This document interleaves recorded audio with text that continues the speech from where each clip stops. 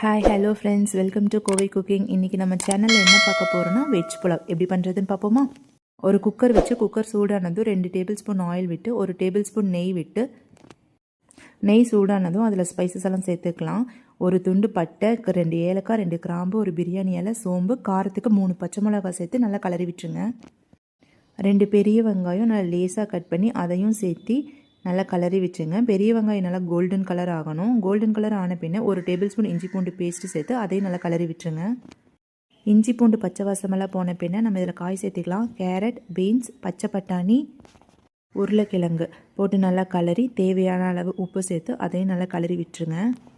நான் 2 cup basmati rice எடுத்திருக்கேன். அதுக்கு 3 கப் தண்ணி விட்டு தண்ணி நல்லா கொதித்ததும் அரிசி அதில் சேர்த்து ஒரு கைப்பிடி அளவு பொடியை நறுக்கின கொத்தமல்லி அதையும் சேர்த்து நல்லா கலரி விட்டு மூடி போட்டு மீடியம் ஃப்ளேமில் வச்சு ஒரு விசில் விட்டு எடுத்துருங்க. அவ்வளோதான், நம்ம வெஜ் புலாவ் ரெடி. இதை அப்படியே எடுத்து சுட சுட சாப்பிட்டு பாருங்கள்.